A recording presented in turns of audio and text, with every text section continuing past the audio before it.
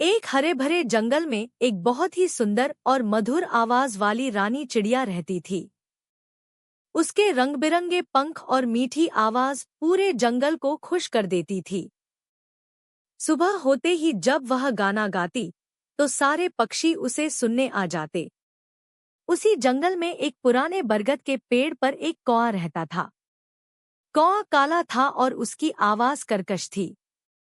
कोई भी उसकी आवाज सुनना पसंद नहीं करता था, इसलिए वह अक्सर अकेला और उदास रहता था। एक दिन कौए ने रानी चिड़िया को गाते हुए देखा। सब पक्षी उसकी तारीफ कर रहे थे। यह देखकर कौए के मन में ईर्ष्या आ गई। उसने सोचा, काश मैं भी रानी चिड़िया जैसा बन पाता। कौआ रानी चिड़िया के पास गया और बोला, मैं सबसे प्यार से बात करती हूँ और अपनी मेहनत से आगे बढ़ती हूँ।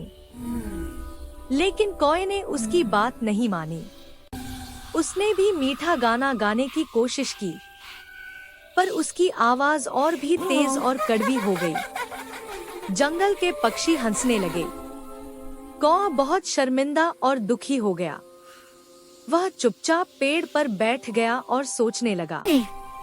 तभी रानी चिड़िया उसके पास आई और बोली, हर किसी की अपनी खासियत होती है। तुम्हारी आवाज तेज है, तुम इससे सबको खतरे के समय सावधान कर सकते हो। उसी समय जंगल में एक खतरा आ गया। एक जंगली जानवर जंगल की ओर बढ़ रहा था।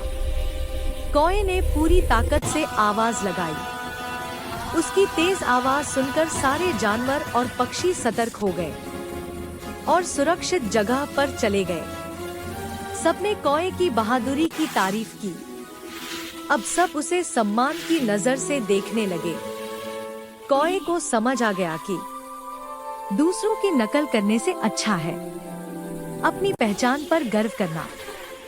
रानी चिड़िया और कौआ अच्छे दोस्त बन गए और जंगल फिर से खुशहाल हो गया।